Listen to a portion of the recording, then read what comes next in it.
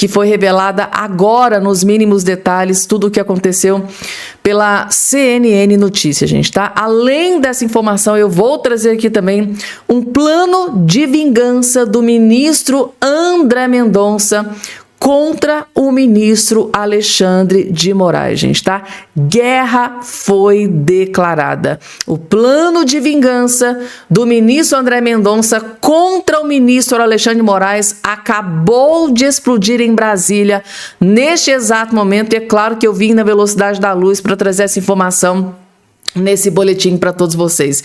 E agora, gente, um grande inimigo do Lula acaba de voltar para derrubar e destruir o Lula de uma vez por todas, gente, tá? O maior inimigo de todos os tempos do Lula acaba de voltar. E ele disse que, olha, vai derrubar e destruir o Lula de uma vez por todas. Quem será esse grande inimigo? Vou trazer ele aqui na tela e explicando tudo nos mínimos detalhes para vocês. Além dessa informação, tem uma outra informação também que foi revelada por jornalista da CNN, gente, tá? Jornalista da CNN acaba de confirmar uma tragédia sobre Lula da Silva, gente, tá? Jornalista da CNN agora acaba de confirmar uma tragédia sobre Lula da Silva, notícia terrível sobre Lula. E o clima, gente, tá? É de desespero, tá? A esquerda tá completamente devastada. E ela vai explicar tudo o que acabou de acontecer nos mínimos detalhes, que eu vou trazer o vídeo aqui para vocês, gente. Além dessa informação, tem várias outras que eu separei aqui para vocês, gente, tá? É uma notícia mais chocante que a outra, gente, tá impactante mesmo. Clima extremamente tenso em Brasília, me deu trazer tudo muito bem atualizado para vocês. Rapidamente, claro. Se você é novo por aqui, já segue aqui o canal da Fabi. Gostou, gente, tá? Porque aqui um cidadão bem informado jamais será escravizado. Se você é novo por aqui, já segue o canal da Fabi.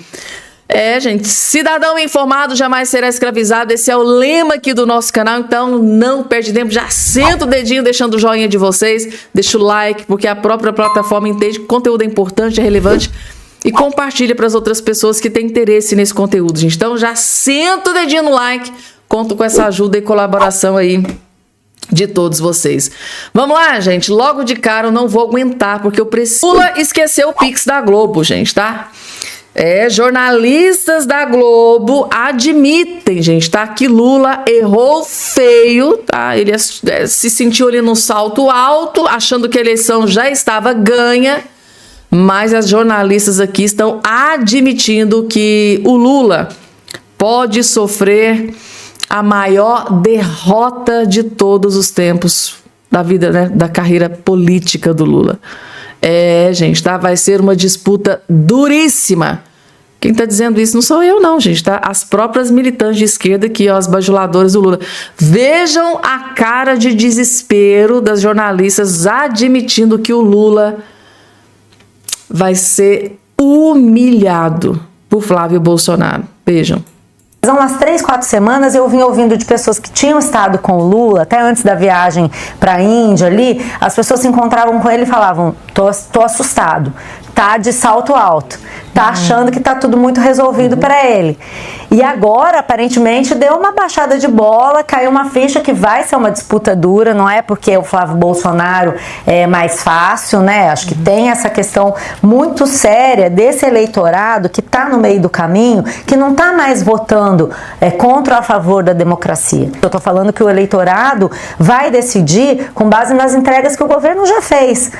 E agora isso está meio confuso, porque não teve nada inovador, não teve nenhuma grande entrega à segurança pública. Nós caímos no 4º ano de governo com uma discussão sobre segurança pública, não houve nada de avanço na segurança pública. E que nunca foi um campo que a esquerda, o Lula dominaram, né? Exatamente, por isso que o Caiado está aí vendendo um discurso mais consistente sobre segurança pública, porque é uma preocupação. A corrupção que tinha deixado de ser uma preocupação hoje com o caso Master é uma questão séria, é uma questão que as pessoas estão mencionando pressionando mais nas pesquisas, você tem o Supremo Tribunal Federal em xeque, e o Supremo hoje é associado ao governo Lula, então são muitos complicadores de vários lados com os quais o governo tem que lidar. Mas eu acho que todos podem ser, quase todos, pelo menos, abrigados nesse chapéu, grande chapéu do cansaço.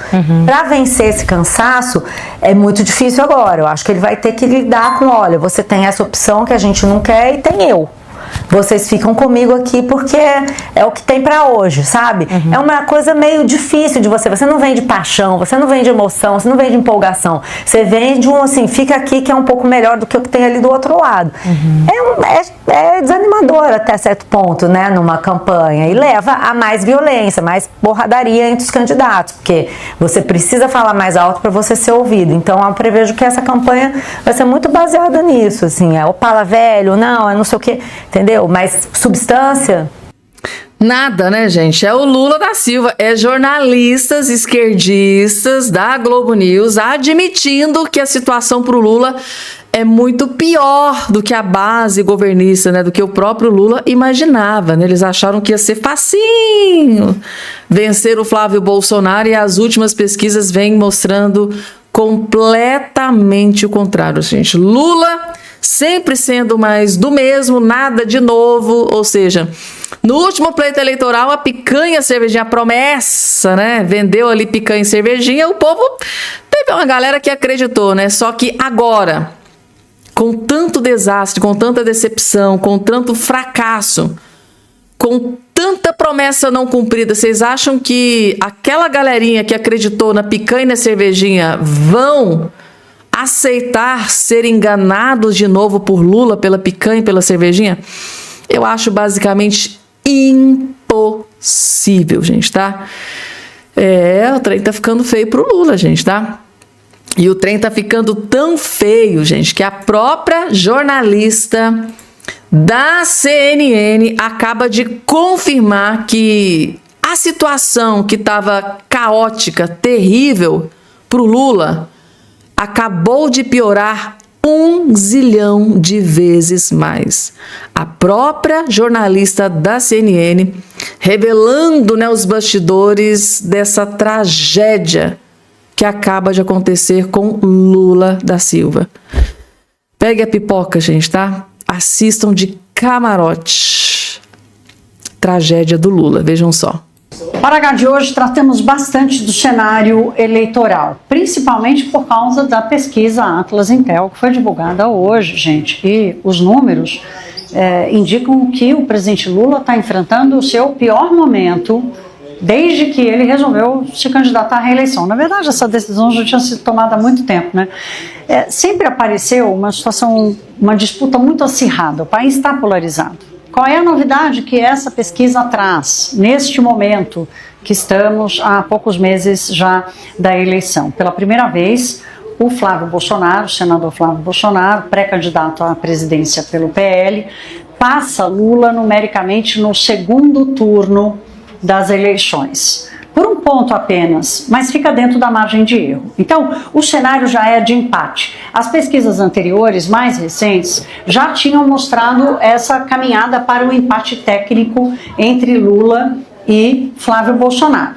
A Atlas Intel traz hoje essa passagem numérica de Flávio Bolsonaro, por um lado, e a manutenção desse empate entre eles, mas há outros dados da pesquisa que confirmam que é um momento difícil para o presidente. Primeiro, a rejeição a ele aumentou. A avaliação do governo do presidente Lula, ela piorou. Piora, aumenta a reprovação e piora a aprovação. Então, uma boca de jacaré que se abre ali na avaliação do governo. O presidente Lula perdeu espaço, muito espaço com os evangélicos. Não sabemos, por exemplo, se é um efeito retardado lá do carnaval ou de outras pautas, por exemplo, da questão da corrupção, que mesmo que não haja uma correlação direta com o governo Lula, caso Master, abraço para todo lado. É um caso ecumênico, politicamente, né? Mas pode ser essa percepção. Então, o cenário eleitoral mostrando que Flávio está com alguma vantagem agora, a disputa continua acirrada, mas o desafio é maior para o presidente Lula. E por último, o presidente Lula está com dificuldade de transferir, de converter voto do primeiro para o segundo turno, os números dele são iguais. Significa que ele vai ter que batalhar muito para convencer quem hoje diz que não quer que ele tenha um quarto mandato. Sobre caso Master, algumas novidades. O cunhado de... Tá aí, gente, tá? Lula da Silva, né? Jornalista da CNN trazendo um combo de notícias terríveis para Lula da Silva, gente, tá? A situação que tava ruim, tava triste, tava caótica, tava terrível, piorou, gente, tá? 1 zilhão de vezes mais. Lula vai ter muita, mas muita dificuldades em reverter aí essas últimas pesquisas que foram divulgadas, gente, tá? Uma atrás da outra. Flávio Bolsonaro atropelou Lula sem dó e nem piedade. E agora, gente, um grande inimigo do Lula, eu diria que até o maior inimigo do Lula, gente, tá? É esse que está aqui agora na sua tela, gente, tá? Não só do Lula, mas da Dilma Rousseff, né? Esse cidadão aqui, gente, ele é interpretado pelo Lula e pela Dilma como um grande inimigo brutal. Esse aqui já foi considerado um grande inimigo cruel e brutal. Inimigo do Lula e da Dilma. E o motivo eu não preciso nem explicar para vocês, né? Pois bem, gente.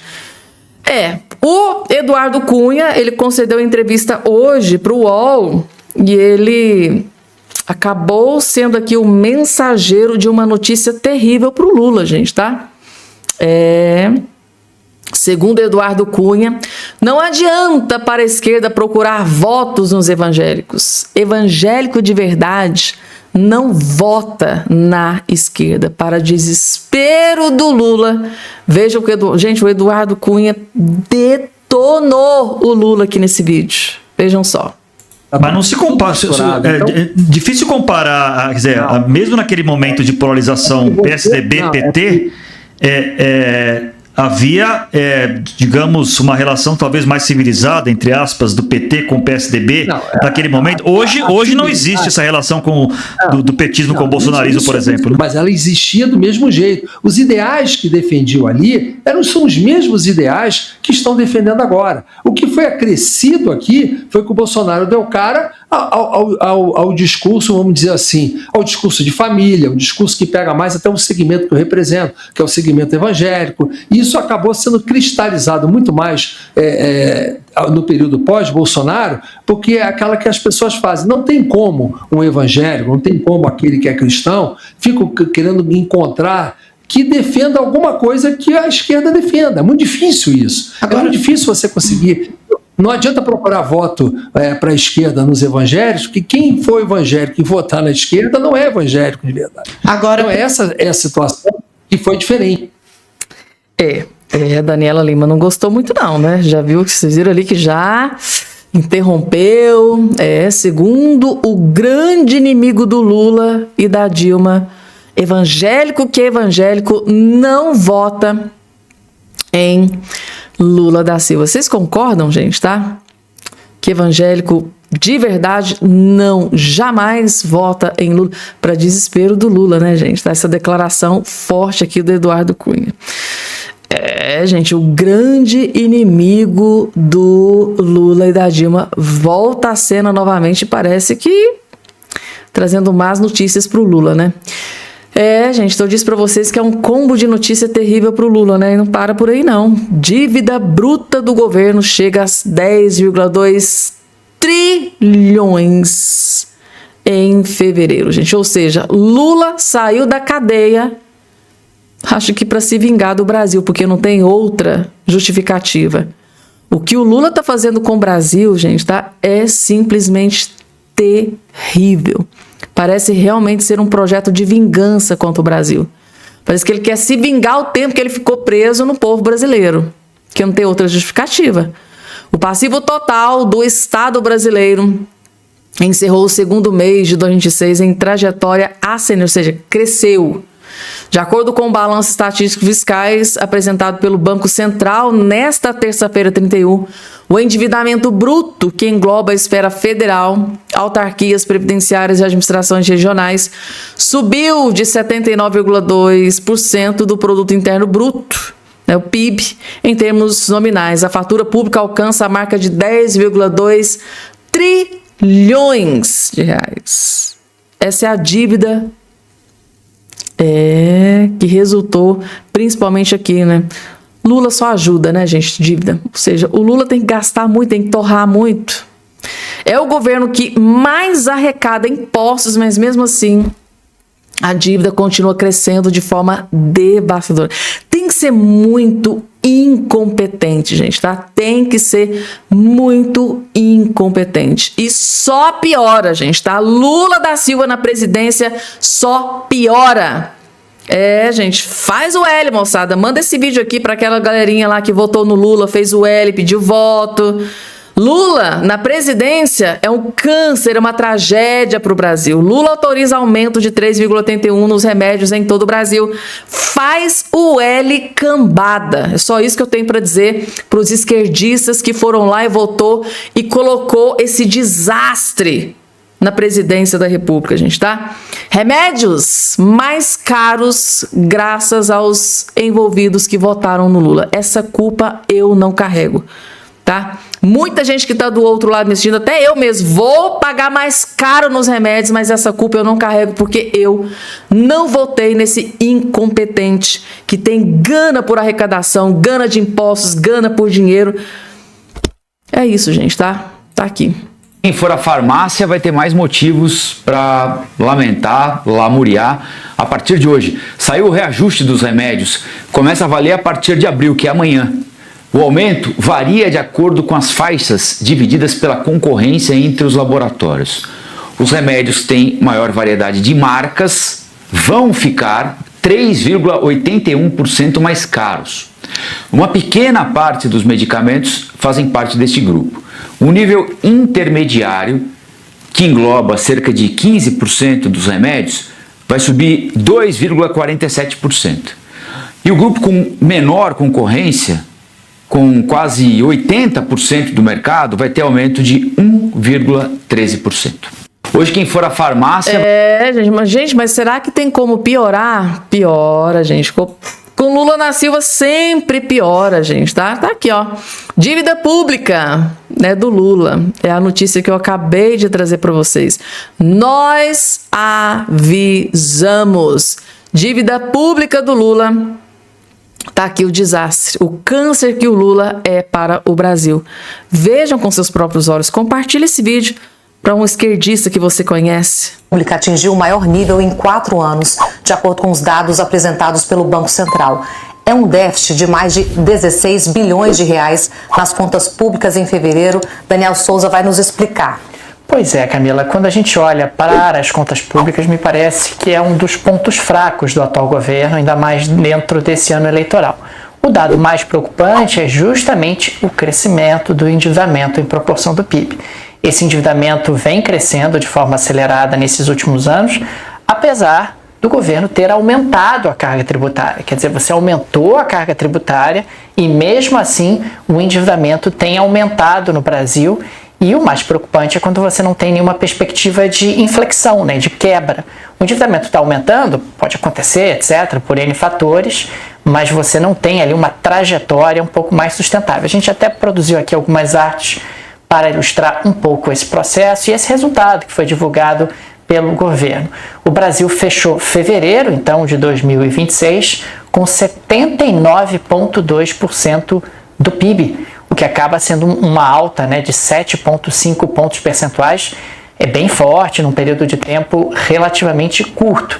Nós tivemos o governo federal com um saldo negativo de 29,5 bilhões de reais. Os estados e municípios foram superavitários em 13,7 e as estatais deficitárias em 568 milhões. Isso chama pesado aí, né? Pois é, isso chama demais atenção, né? Quer dizer, está muito concentrado no governo federal o problema, uma vez que estados e municípios acabaram tendo um saldo superavitário. Daniel, isso aqui é juros, né? Isso aqui é Selic. A Selic acaba Esse é o crescimento, esse 7,5 no ano, isso aqui é a Selic que pula de... Resumindo, gente, é a tragédia que o Lula é para o Brasil. Você que está do outro lado mexendo, conhece algum petista? Fez o L, votou no Lula, colocou esse câncer na presidência? Mostra esse vídeo aqui para ver se ele vai ficar feliz, se ele vai colocar a cabecinha no travesseiro e ficar com a consciência tranquila. Porque isso aqui, gente, é dívida. É dívida nossa, tá? Talvez a gente não chegue a pagar nem 1/3, mas os nossos filhos, os nossos netos, todos vão ter que pagar tudo isso aqui. E ele fez questão de frisar, né? O Lula nunca arrecadou tanto quanto agora, mas só que gasta tanto que a arrecadação é praticamente nada, né, gente? É o câncer que o Lula é para o Brasil. Vamos lá, continuando, gente, tá? Segundo informações do jornal O Globo, ministro da Casa Civil critica a comunicação do governo sobre gestão. Ah, gente, foi uma treta que aconteceu hoje na reunião ministerial do Lula. Quebra-pau, gente, briga feia. Ministro da Casa Civil, o Rui Costa, gente, tá? Que é o braço direito do Lula dentro do Congresso Nacional. Ele é tão braço direito que os outros ministros, ninguém toma decisão sem passar pelo crivo do Rui Costa. O Rui Costa, ele é tipo assim, ele tá abaixo do Lula. Tipo assim, os outros ministros, né? Tipo assim, ninguém toma nenhuma decisão sem o aval do Rui Costa. Pra vocês verem quanto que o Rui Costa é importante pro Lula. Aí teve uma treta ali do Rui Costa com o Sidônio. O Sidônio é aquele que entrou no lugar do Paulo Pimenta, aquele inútil do Paulo Pimenta. Só que o Lula errou, colocou um mais inútil do que o outro inútil que estava lá na SECOM, gente, tá? Aí o Rui Costa partiu pra cima do inútil do Sidônio. Pensem, o inútil do Rui Costa indo pra cima do inútil do Sidônio. Não, gente, briga de inúteis é o que vocês vão ver aqui a partir de agora, ó. O chefe da Casa Civil, Rui Costa, fez críticas públicas à comunicação do governo em reunião nessa terça-feira, né, do presidente Lula da Silva com os ministros. A queixa se dá em um momento em que a atuação de Sidônio Pereira é criticada por integrantes do governo e pelo PT. O Sidônio foi duramente criticado por vários membros do governo Lula ali. Ele foi praticamente... Foi assim uma artilharia para cima do Sidônio. Durante a fala, né, inicial da reunião, Rui Costa citou ao menos 3 vezes o nome de Sidônio ao dizer que era preciso comunicar à população sobre as propostas e conquistas do governo Lula. Um político que estava presente na reunião classificou esse momento como de grande constrangimento para Sidônio, já que a fala do chefe da Casa Civil foi interpretada pelos participantes como uma cobrança pública. De acordo com o relato, Sidônio demonstrou incômodo com as cobranças e buscou rebater ao discurso do Rui Costa. A fala do chefe da SECOM não foi transmitida à imprensa. Gente, tá na hora lá do vamos ver que o Rui Costa estava partindo para cima do Sidônio. Ele não ficou calado, não, rebateu ali o Rui Costa. Em um dos momentos, o chefe da Casa Civil disse ter dúvidas se o povo sabe das conquistas do governo Lula. Que conquista, Rui Costa? Que conquista que o Lula deu para o povo? Conquista o Lula deu, né, para ele, para Janja, para os artistas lá através da Lei Rouanet, né? Para esse bando de ministros inúteis, quase 40 para fazer absolutamente nada. Só se foi conquista para vocês que fazem parte, tá dentro do governo Lula, porque o povo mesmo não teve conquista nenhuma. O povo não recebeu conquista nenhuma. Chamar a atenção do Sidônio por algo que não aconteceu. Os dois são incompetentes, né? A minha dúvida, Sidônio, é se o povo sabe disso. Acho que a gente tem que colocar como foco comparar e mostrar. O povo tem o direito de conhecer os números e dados do IBGE do Postman, do Lula. Acho que não vai dar certo não, viu, Costa? Esse IBGE aí do Postman, aliado do Lula, perdeu um pouquinho a credibilidade, viu? Muita gente não confia ali, não. Tá aqui, ó. O chefe da Casa Civil citou o Sidônio normalmente, né, 2 vezes ao tratar dessa questão toda e, de acordo com relatos, né, o ministro da SECOM, em sua fala, rebateu a cobrança de Rui Costa, ainda sem citá-lo nominalmente. O chefe da SECOM atribuiu os problemas, né, ao seu antecessor do cargo. O Sidônio falou, olha, gente, a culpa não é minha. A culpa é do outro. A culpa é do Paulo Pimenta, aquele que eu substituí. Sidônia aprendeu rápido com o chefe maior, com Lula, hein? A culpa não é minha, eu jogo em quem eu quiser. A culpa do Lula tá despencando nas pesquisas não é minha, Sidônio. É de quem eu quiser. Em quem que eu vou jogar a culpa? Ele aprendeu com quem? Com Lula. Eu vou jogar em quem a culpa? Não, vou jogar a culpa no meu antecessor. Culpa do Paulo Pimenta. O Lula tá caindo nas pesquisas. O povo não tá sabendo das conquistas, né, do governo Lula por causa do Paulo Pimenta. Eu não falo pra vocês que isso aqui é um bando de inúteis. Acho que agora vocês não ficaram com nenhuma dúvida, né? Agora não resta nenhuma dúvida.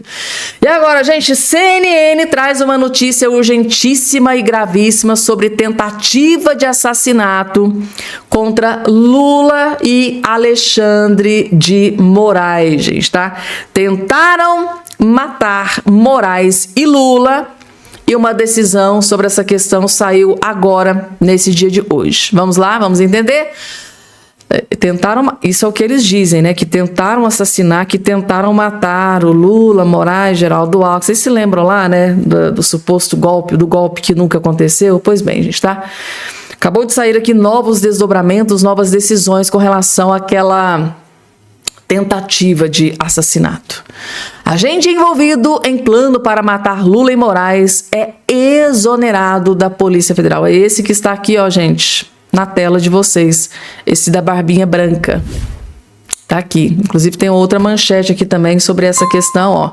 Agente envolvido em plano para tentar matar Lula e Alckmin e Moraes é exonerado da Polícia Federal. Vamos ter acesso aqui às informações, vamos ver o que está acontecendo. O Ministério da Justiça e Segurança Pública exonerou nesta terça-feira, tá, o policial federal Vladimir Matos Soares, condenado a 21 anos de prisão por participação no suposto golpe. O rompimento de vínculo foi publicado no Diário Oficial da União e cumpre a determinação do STF de perda do cargo público de todos os condenados. Sim, gente, ele foi julgado pelo STF, que era vítima, mas também era julgador. Ai, gente, é uma loucura. É uma loucura. Então tá aí, Vladimir faz parte do chamado Núcleo 3, da denúncia, né, da PGR, responsável por planejar os assassinatos de autoridades como Lula, Geraldo Alckmin e Alexandre de Moraes. Tá aí, gente. Então nova informação sobre o suposto plano, né, para assassinato. Tentaram matar Lula, Moraes e Alckmin. E agora o STF, que ministros, né, do STF que eram vítimas também julgaram o cara, tá? E no Brasil, na República das Bananas, aqui tudo pode, né, gente? Aqui tudo acontece. Eu fico imaginando, gente, tá um juiz de uma Suprema Corte de outro país sabendo de uma notícia dessa aqui. Tipo assim, tá, eles tentaram matar quem? Moraes. Ah, então Moraes não julgou o caso, né? Sim, a vítima foi lá e julgou. Tinha alguma chance do Moraes ser contra a expulsão do agente da Polícia Federal? Preciso que vocês saibam, gente, dessa notícia de grande interesse de todos vocês. A vingança brutal do ministro André Mendonça contra Alexandre de Moraes, ministro do STF, gente, tá? Segundo o doutor André Marcílio, André Mendonça está preparando uma vingança brutal contra Moraes e é com relação à delação do Daniel Vorcaro, gente, tá? Tão temida a delação do Daniel Vorcaro. O que é que o ministro André Mendonça está preparando para Alexandre de Moraes? A vingança é brutal, gente, tá? Assistam. Meus amigos, pode até parecer que o Mendonça deu um passo para trás, pode até parecer que o Mendonça recuou ou perdeu no tabuleiro, mas a gente precisa entender que a bola está com ele. É ele que escolhe o jogo e ele vai seguir essa linha que ele iniciou adotando de ir para cima, de ir para frente do Vorcaro. E aí eu vou te contar como que a delação do Vorcaro, orientada pelo Mendonça, pode colocar o ministro Moraes nas cordas. Eu sou André Marcílio, advogado, comentarista jurídico, e peço que vocês, antes de qualquer coisa, se inscreva aqui no canal e deixe o seu joinha. Os bastidores dessa delação saíram circulam na imprensa, e o que é dito é o seguinte, que o André Mendonça quer que o Daniel Vorcaro responda na sua delação a duas essenciais perguntas sobre Alexandre de Moraes. A primeira pergunta, diz aqui a matéria, é a seguinte: o contrato com a Viviane Barros de Moraes contemplava apenas os serviços advocatícios dela ou também os do marido? Né? E a segunda pergunta é: o que o Alexandre de Moraes e o Vorcaro, afinal de contas, conversaram no dia 17 de novembro de 2025, na véspera da prisão do agora ex-banqueiro e da liquidação do Banco Master pelo Banco Central?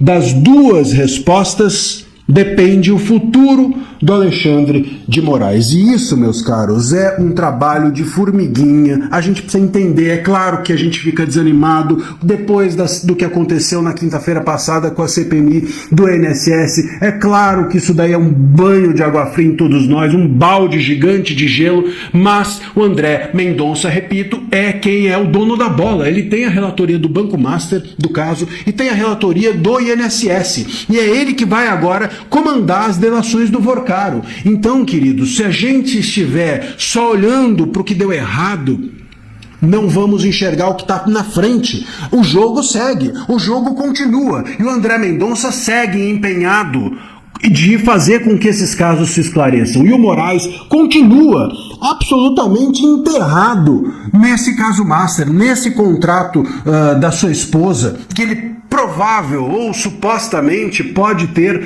tido alguma relação de advogar para o Vorcaro, o que é completamente ilícito, assim como o Toffoli pode ter relações com o Banco Master por ser dono do Taiaiá ou de cassino clandestino e assim por diante. Portanto, vamos seguir adiante. Se essas duas perguntas forem feitas mesmo ao Vorcaro, se perguntarem a ele sobre o Moraes e as respostas forem as que a gente obviamente sabe que ele tem para dizer, o Moraes vai para as cordas. Isso pode ser, inclusive, uma vingança do Mendonça sobre o Moraes. Pode ser uma vingança do Mendonça a respeito do que o Moraes fez ou promoveu junto com a sua turma, né? Junto com a maioria que foi formada na semana passada de ministros que simplesmente estão destruindo o STF. Pode ser uma vingança do Mendonça em relação a esses ministros.